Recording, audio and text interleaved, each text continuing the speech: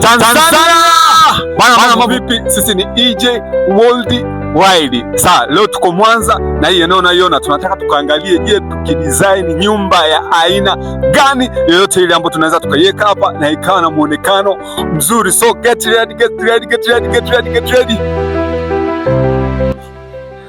Bana, hili ni eneo la wazi, tunajaribu kuangalia tukiweka nyumba ya aina gani hapa itakuwa na muonekano mzuri sana. Kama unavyoona eneo ni kubwa sana, kutokea hapa nilipoanzia hadi kule mwisho kabisa.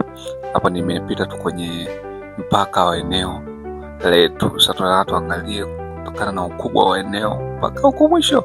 Kuna mwisho kama unavyoniona kwa upande kule, ya hapa ndo mwisho wa urefu wa eneo letu. Sasa tunataka tuangalie tukiweka nyumba aina gani ama tukafanya design ya nyumba ya aina gani ambayo itakuwa na muonekano mzuri sana ikiwa imejengwa mahali hapa. So usiondoke, I hope uta enjoy.